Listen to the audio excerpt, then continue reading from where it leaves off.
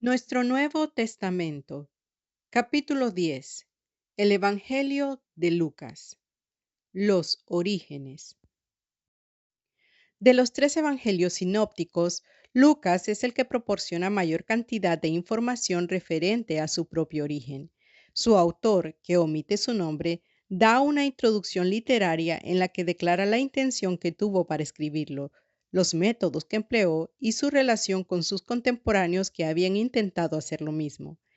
Esta introducción en Lucas 1 del 1 al 4 es la clave del libro y también la del libro de los Hechos, si se considera Lucas y Hechos como una unidad. Varias inferencias pueden deducirse de la introducción como sigue. 1. Existían en el mismo tiempo en que vivió este autor diversos escritos que contenían relatos de la vida de Jesús y de su obra en forma parcial o posiblemente trunca. El autor no hubiera escrito un evangelio de su puño y letra si se hubiera encontrado satisfecho con cualquiera de los relatos que conocía. 2. Estos relatos habían procurado un arreglo sistemático de hechos incontrovertibles, poner en orden la historia. 1:1. 3. Estos hechos eran bien conocidos del mundo cristiano y aceptados independientemente de los relatos. Lucas dice que estas cosas entre nosotros han sido ciertísimas. 4. El autor sintió que él contaba con tan buena información, cuando menos como los otros, y que era capaz de escribir como ellos un relato bajo su propia responsabilidad. Me ha parecido también a mí. 5. Su información procedió de competentes fuentes oficiales, los que desde el principio lo vieron por sus ojos y fueron ministros de la palabra. 6. Estaba bien informado de los hechos, fuese por observación o por investigación, e indudablemente fue contemporáneo de la época cuando la corriente principal de acción se desarrolló, en el sentido de que él vivió como parte de la generación de aquellos que eran testigos. El término que se traduce después de haber entendido todas las cosas es el mismo que se usa en 2 de Timoteo 3, 10 y 11, en donde Pablo dice que Timoteo ha comprendido su doctrina, conducta, persecuciones, aflicciones, cuales me sobrevinieron en Antioquía, en Iconio, en Listra. Este lenguaje no da a entender que Timoteo estuviese presente con Pablo en cada ocasión en estas ciudades, sino que era contemporáneo de Pablo y que alcanzó a saber estas cosas de primera mano. La palabra anoten, que se traduce desde el principio, ha motivado alguna controversia. Según se usa en los escritos juaninos y en Santiago, significa casi invariablemente de lo alto. Lucas usa este término solamente 2 veces, una en el presente pasaje y la otra en Hechos 26:5. En este último, que pertenece a un discurso de Pablo, posiblemente no puede significar de lo alto, sino de antemano, de algún tiempo atrás. Nowlin dice que Pablo se refería al comienzo de su educación pública en Jerusalén. Es bastante importante que el único uso de esa palabra en las epístolas paulinas, en Gálatas 4:9, significa de nuevo, haciendo referencia a un tiempo anterior, aunque podría traducirse de lo alto. En Lucas 1:3, semejante traducción no resulta de acuerdo con el contexto y ciertamente no tendría uniformidad con el lenguaje que Lucas y Pablo usan en otros pasajes. La traducción de un término ambiguo siempre se determina mejor por el predominante uso que de él hace el autor, y puesto que la traducción Reina Valera, desde el principio, lo mismo que la versión 1960 desde su origen, están de acuerdo con aquel uso predominante, nosotros conservaremos esa traducción. De acuerdo con lo anterior, debe entenderse que el autor afirma que posee un conocimiento de hechos contemporáneos y no recientemente adquirido, conocimiento de Cristo que procedía de bastantes años atrás, en los cuales estuvo asociado con apóstoles, testigos oculares y posiblemente con amigos personales o parientes del Señor Jesús. La urgencia que el Espíritu Santo le impuso por convertirse en autor fue la que lo dirigió en la selección de los incidentes que consigna y del lenguaje en que los escribió. 7. El conocimiento de Lucas alcanza todos los hechos principales. Su evangelio contiene muchos detalles que no aparecen en los otros y puede considerarse como el que mejor representa una vida de Cristo. 8. El autor declara que se propuso escribir con diligencia y en orden lógico. El uso que hace de la expresión en orden no presupone necesariamente un orden cronológico, pero más bien significa que tenía un plan definido para realizarlo y que se apegó a él. 9. El destinatario de Lucas fue probablemente un hombre de la clase superior a quien aquí se llama por su nombre de pila Teófilo, que literalmente significa amante de Dios o amado de Dios.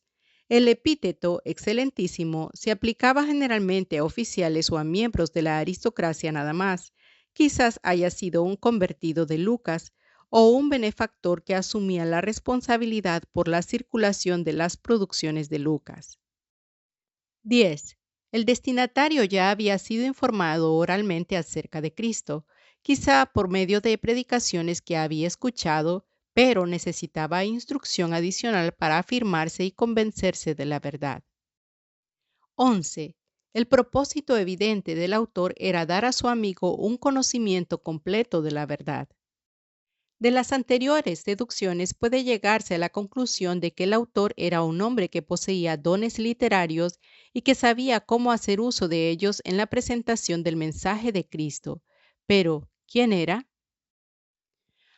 Autor. La identidad del autor depende de la relación del tercer evangelio con el libro de los Hechos. Si Lucas y Hechos fueron escritos por la misma persona, pueden aplicarse a Lucas aquellas evidencias referentes al autor que se encuentran como evidencias internas de los Hechos y viceversa. Las secciones identificadas con nosotros se han convertido en útiles guías para determinar los intereses, el carácter y posiblemente la identidad del autor. La primera de tales secciones aparece en el Códice Besa D, un manuscrito del siglo VI cuya información a menudo resulta excepcional, como la siguiente que encontramos en Hechos 11:28 y que dice: Y había grande regocijo, y cuando nos reunimos, uno de ellos, llamado Agabo, habló indicando que una gran hambre iba a venir sobre todo el mundo. Puesto que esta información ocurre solamente en el Códice de Besa, generalmente se rechaza, pero si es genuina convierte al escritor en miembro de la naciente iglesia de Antioquía durante el ministerio de Bernabé y de Saulo. La primera referencia aceptada por todos comienza con Hechos 16:10, cuando Pablo parte de Troas en su segundo viaje misionero. El escritor lo acompañó desde Troas hasta Filipos, en donde las referencias a la primera persona del plural terminan con la discusión provocada por el encarcelamiento de Pablo. Probablemente el escritor estuvo presente en Filipos, pero no fue aprisionado. Versitas bíblicas en el libro. Las secciones nosotros reaparecen al regreso de Pablo a Macedonia conforme se consigna en Hechos 26 y siguientes. Desde aquí en adelante la primera persona del plural sigue por todo el libro aunque el escritor no aparece durante el encarcelamiento de Pablo en Cesarea. Sin embargo, acompañó a Pablo en el viaje a Roma y permaneció con él hasta el tiempo en que el relato termina. Versitas bíblicas en el libro. La relación de Lucas con Hechos es estrecha. Ambos documentos están dirigidos a la misma persona, Teófilo. La introducción a los Hechos ensambla perfectamente con el contenido de Lucas, refiriendo que, en el primer tratado, se ocupó de todas las cosas que Jesús comenzó a hacer y a enseñar. Hechos 1:1. El énfasis puesto sobre la resurrección y sobre los 40 días de su ministerio de enseñanza concuerda bien con el contenido de Lucas 24. El acento que encontramos en Hechos respecto al Espíritu Santo es exactamente el mismo que se halla en el Evangelio.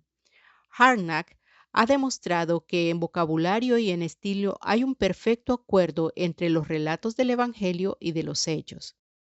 El argumento es demasiado largo y complicado para que lo repitamos aquí, pero el problema de la unidad de Lucas y Hechos parece que ha quedado debidamente resuelto. Tales hechos, pues, en lo que tengan de verdaderos, tratándose del escritor de los Hechos, serán igualmente verdaderos tratándose del escritor del Evangelio y pueden usarse legítimamente para determinar su identidad.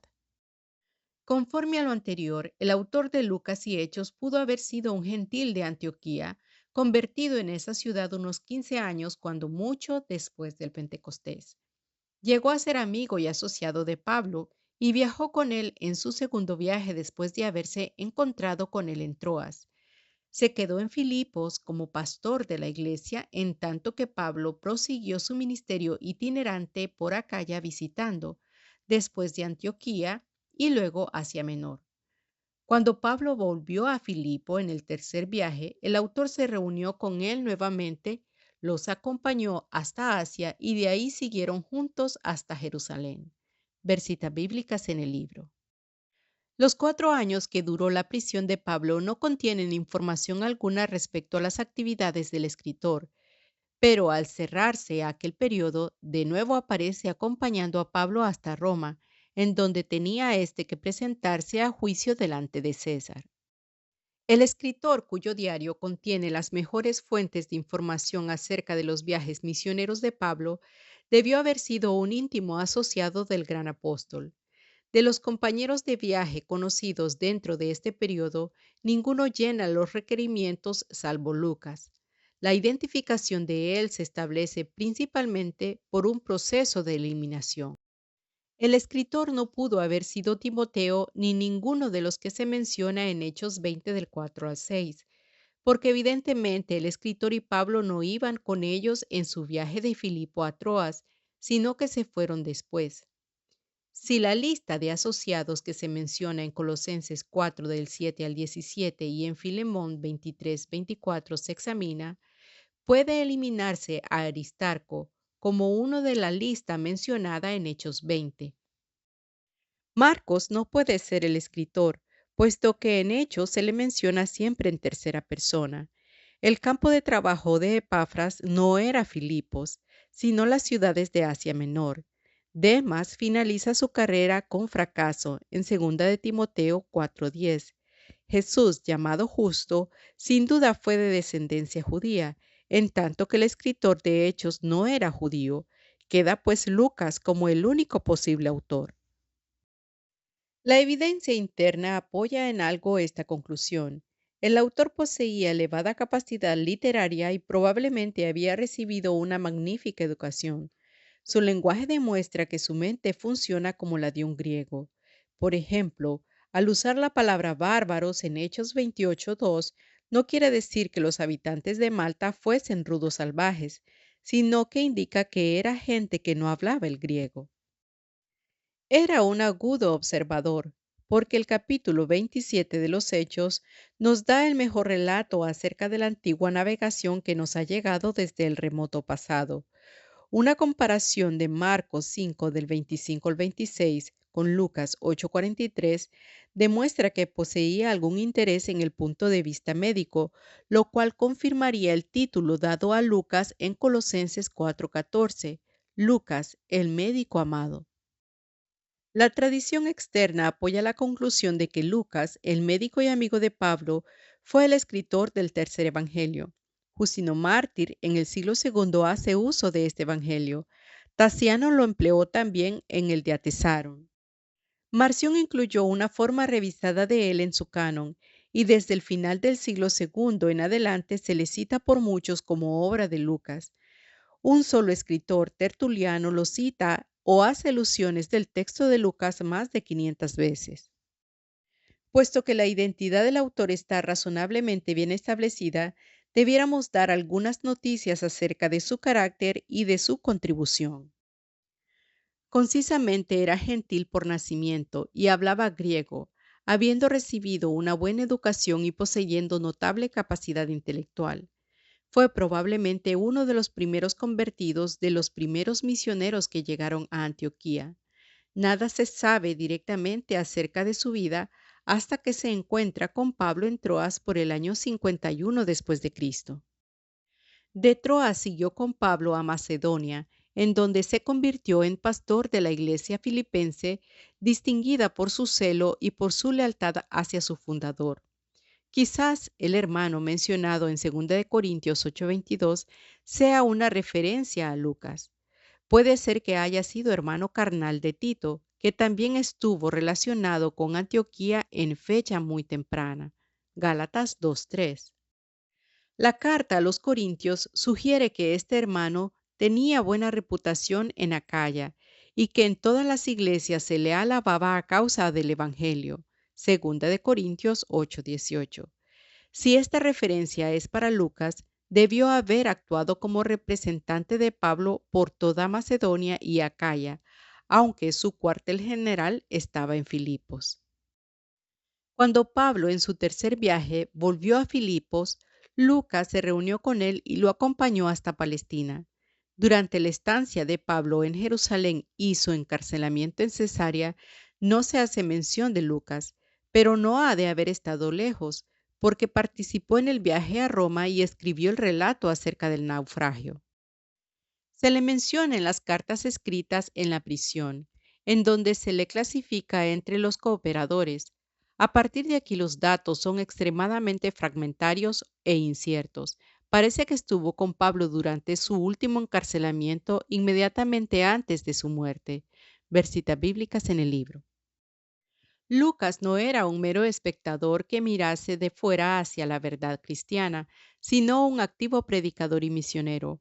Fue el primer gran historiador de la Iglesia y apologista literario del cristianismo. Se puede creer que su trabajo como asociado de Pablo reflejara el conocimiento de Cristo que caracterizaba la predicación a los gentiles. Fecha y lugar. Dos extremos marcan los límites del tiempo en que fue escrito el Evangelio de Lucas.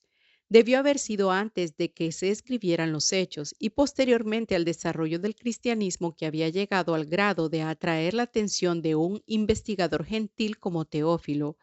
El libro de los Hechos fue compuesto probablemente antes de que terminara el primer encarcelamiento de Pablo en Roma, ya que el repentino final del libro indica que el autor no tenía más que decir. El Evangelio fue por tanto escrito después del final de la vida de Jesús y su prólogo demuestra que ya muchos otros habían intentado escribir evangelios referentes a los hechos creídos por una muy extensa comunidad cristiana. Quizás el año 60 después de Cristo serviría como una fecha intermedia, puesto que para este tiempo Lucas tendría, cuando menos, 10 años o más de ser cristiano y habría viajado por Palestina, en donde podría haber encontrado muchos de los que conocieron a Cristo en la carne. El tiempo que Pablo estuvo en la prisión, Lucas lo ocuparía investigando los antecedentes de la vida de Jesús, respecto al cual mucho había oído y de quien el mismo Lucas había sido misionero.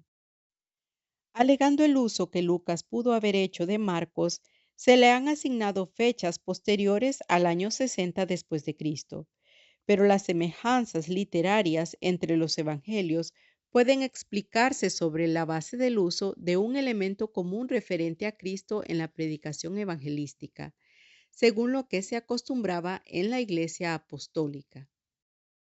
Lucas y Marcos pudieron conocerse en Antioquía cuando Juan Marcos visitó por primera vez aquella ciudad en compañía de Bernabé y Saulo. Aunque la fecha del año 60 después de Cristo no puede fijarse dogmáticamente, es tan satisfactoria como podría serlo otra fecha posterior. Ninguna indicación se da en este evangelio respecto al lugar en que se escribió. Probablemente haya sido escrito fuera de Palestina, aunque pudiera haber sido compuesto en Cesarea. Todas aquellas sugestiones que incluyen a Roma, Cesarea, Acaya, Asia Menor y Alejandría no pasan de ser conjeturas. Ni siquiera existe alguna primitiva tradición relacionada con el lugar de su origen. Todo lo que puede decirse es que se escribió en alguna parte del mundo helénico por alguien que trabajaba entre los gentiles. Contenido. En su organización general, el Evangelio de Lucas sigue el desarrollo principal de los acontecimientos como se encuentran consignados en Mateo y en Marcos, con muchas adiciones exclusivas.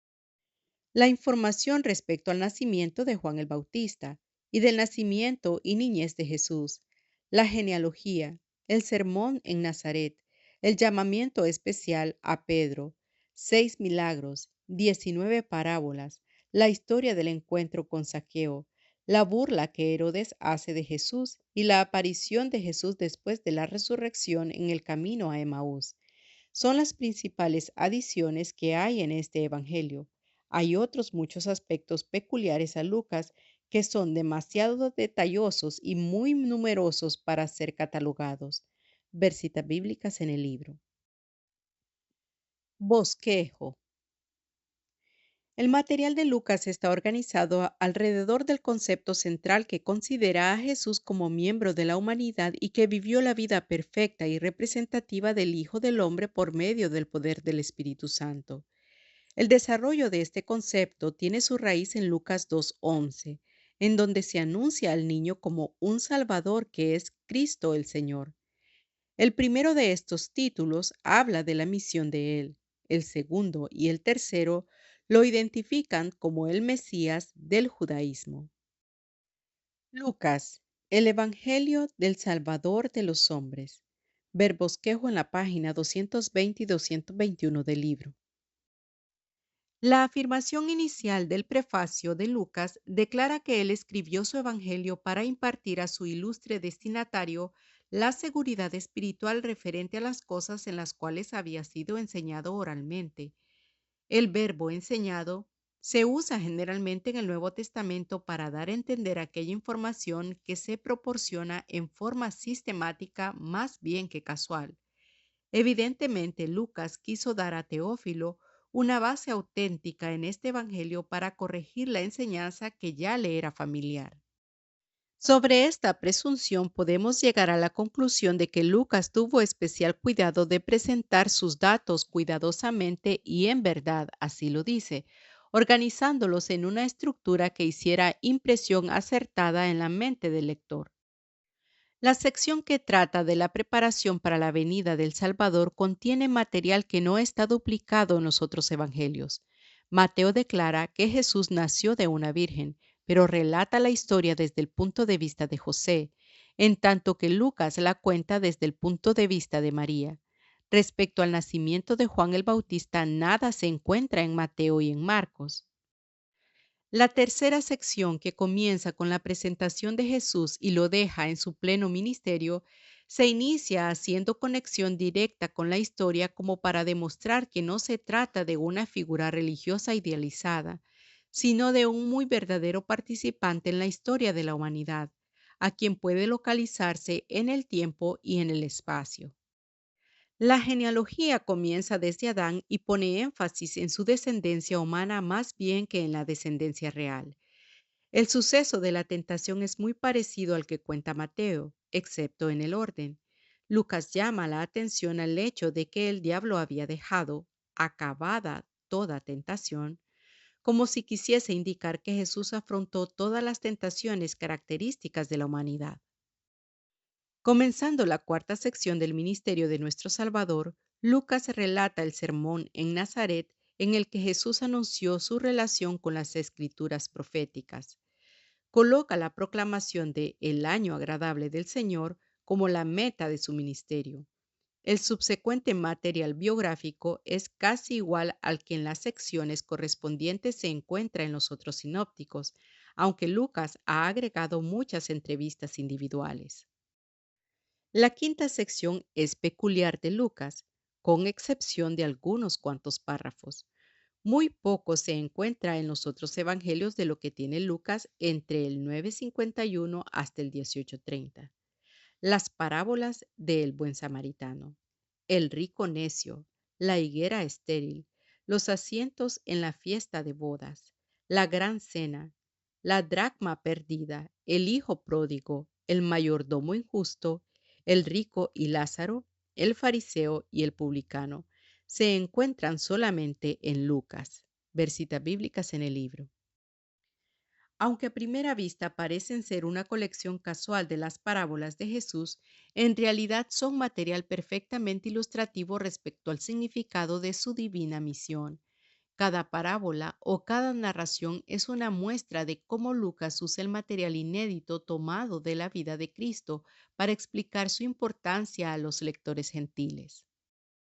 La narración de Lucas acerca de la pasión no tiene grandes párrafos característicos que se aparten mucho del patrón general de la narración de los sinópticos, considerada como un todo. El orden de la Santa Cena, la advertencia de Jesús a Simón Pedro, el episodio del sudor como de sangre, el arreglo de los acontecimientos de la casa de Caifás, la presentación de Jesús delante de Herodes, la alocución de Jesús a las mujeres de Jerusalén, el ladrón arrepentido, enriquecen la cualidad pictórica de la narración, pero no alteran ni su desarrollo ni su significado. Versitas bíblicas en el libro. Los sufrimientos humanos y las simpatías humanas de Jesús fueron recalcados por Lucas para demostrar cómo el Hijo del Hombre sobrellevó la cruz en obediencia al Padre. Su relato de la resurrección es sorprendentemente nuevo y diferente. El hecho evidente es el mismo que en los otros evangelios, pero la aparición de Jesús a los dos que iban camino de Emaús asegura el argumento del evangelio hasta la certeza. La realidad de la muerte de Jesús, la desesperación de los discípulos, la inesperada y convincente manifestación de su viviente presencia, su interpretación de las Escrituras referente a sí mismo y la convicción espiritual de que lo sobrecogió a medida que les hablaba, forman un conjunto de irresistibles evidencias acerca de que en la persona de Cristo algo nunca visto había acontecido sobre la tierra. Las palabras finales del Evangelio conectan la realidad histórica de la verdad doctrinal y muestran que la revelación por medio de Cristo es la base para la predicación del arrepentimiento y del perdón de pecados. Énfasis. La tradición dice que Lucas era artista y que pintó cuadros para la primitiva iglesia cristiana. Si alguna vez dibujó sobre lona resulta incierto, pero incuestionablemente era un artista de la palabra. De él es el más literario de los evangelios. Sus relatos, tal como los tomó de los labios de Jesús o como los formuló en sus propias palabras, constituyen gemas de expresión y su vocabulario es rico y variado. 4 bellísimos cantos o poemas están entretejidos en su escrito, los cuales han llegado hasta nuestros tiempos modernos como himnos de la Iglesia. El Magnificat, canto que María entonó cuando fue a visitar a Elizabeth. El Benedictus, pronunciado por Zacarías en el nacimiento de Juan. El Gloria in Excelsis, de los ejércitos celestiales con motivo del nacimiento de Jesús, y el Nunc Dimittis, que fue la oración de Simeón en el momento en que se hizo la dedicación del niño Jesús. Versitas bíblicas en el libro.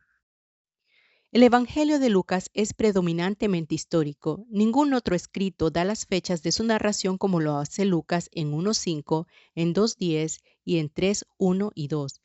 Ningún otro intenta un diseño completo de la carrera de Jesús desde el nacimiento hasta la muerte, aun cuando muchos periodos de su vida no se discutan en detalle. No hay sentido de provincialismo en su manera de tratar a Cristo. Lo mira con ojos de cosmopolita para quien no hay judío ni gentil, griego ni bárbaro, siervo ni libre. Lucas es imparcial en el mejor sentido del término. Su historia no es una pesada crónica de acontecimientos, sino una viva interpretación escrita, integrada en perfecta unidad bajo la inspiración del Espíritu Santo. Sir William Ramsay dijo: podéis sujetar las palabras de Lucas a un examen más riguroso que las de cualquier otro historiador, y resistirán el más agudo escrutinio y el más exigente examen. Habida cuenta de que siempre el crítico conozca su asunto y no se sobrepase de los límites de la ciencia y de la justicia. Si este elogio de Ramsay pareciese exagerado, no se necesita más que contrastar los escritos de Lucas con los de aquellos que fueron sus contemporáneos para llegar a la realidad de que en cuanto a sobriedad, penetración y exactitud, los de Lucas resultan perfectamente superiores. Lucas y Hechos se escribieron para proporcionar un análisis espiritual del surgimiento y desarrollo de la Iglesia cristiana, y en este concepto deben ajustarse al método histórico. El tercer evangelio pone énfasis sobre la doctrina. Apenas se puede imaginar que Lucas, que había viajado con Pablo y que había servido como pastor y misionero, no tuviese conciencia de la importancia de la enseñanza doctrinal. Aunque no discute la teología en forma sistemática, su vocabulario revela que la conoce y que está interesado en ella. Presenta la persona de Cristo, el Hijo de Dios, tanto en su deidad como en su humanidad, reconocida por los ángeles, por los demonios y por el Padre. La salvación es una enseñanza prominente en Lucas. El Hijo del Hombre vino para buscar y salvar lo que se había perdido.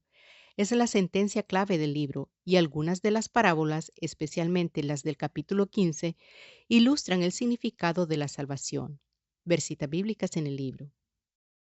La palabra justificar, que es de uso tan frecuente en los escritos de Pablo, aparece varias veces en Lucas y Hechos, aunque no siempre en sentido teológico. Hay un ejemplo, sin embargo, el del fariseo y el publicano, que se emplea inequívocamente para describir la situación espiritual del hombre delante de Dios. A semejanza de los otros evangelios, Lucas coloca los fundamentos para la teología más bien que desarrollarla como tema de su libro. Pero la doctrina de la persona de Cristo, la naturaleza y el significado del arrepentimiento, de la salvación, del pecado, de la justificación, de la redención y de muchos otros temas se hacen patentes al lector. Le da especial prominencia a la doctrina del Espíritu Santo. En efecto, en Lucas hay más referencias al Espíritu Santo que las que se encuentran en Mateo y Marcos juntos. Todos los principales protagonistas del Evangelio, Juan el Bautista, María, Elizabeth, Zacarías, Simeón y el mismo Señor Jesucristo, fueron capacitados para su obra por el Espíritu Santo. Versitas bíblicas en el libro. La vida entera del Señor Jesús fue vivida por el Espíritu, fue concebido por el Espíritu, bautizado por el Espíritu, llevado a prueba por el Espíritu, fortalecido por el Espíritu para su ministerio, regocijado por el Espíritu, y confió que sus discípulos completarían el trabajo comenzado por él, contando también con el poder del Espíritu. Los hechos, por consiguiente, desenvuelven este tema y lo llevan hasta su más completo desarrollo por medio de la demostración de la naturaleza y extensión de la obra del Espíritu Santo en la Iglesia. Versitas bíblicas en el libro. En este Evangelio reciben marcada consideración algunas clases de personas. Lucas tiene mucho que decir acerca de las mujeres. La palabra mujer ocurre 43 veces y en Mateo y Marcos juntos 49. El carácter de María, la madre de Jesús, se trata con más amplitud en Lucas que en Mateo. Elizabeth, la madre de Juan, y Ana, la profetisa, el grupo de mujeres que viajaban entre la compañía de Jesús y sus discípulos, las mujeres que lloraron su ejecución y las que estuvieron presentes al pie de la cruz y en la tumba, todas fueron registradas. Versitas bíblicas en el libro. Los niños reciben mayor prominencia en Lucas que la que se acostumbraba darles en los anales de la antigüedad.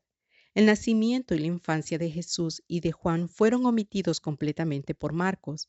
Lucas dedica 3 capítulos a ellos.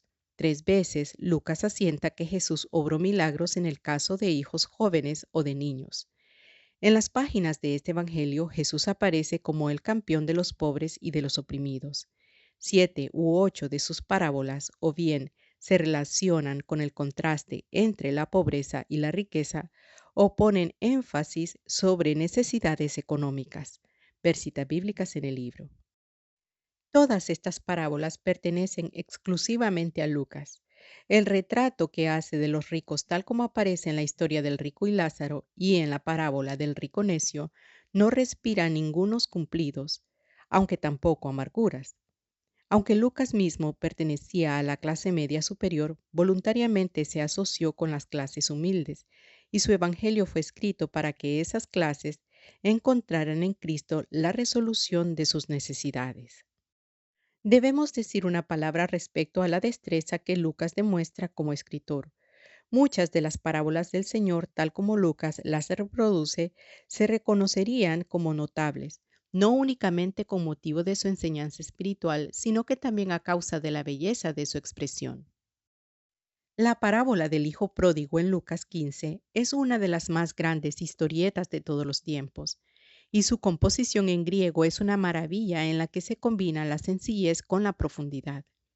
Ningún asunto necesitaba ser expuesto con mayor delicadeza o simpatía que el relato acerca del nacimiento de Jesús, y Lucas, al dárnoslo, ha llenado esas condiciones.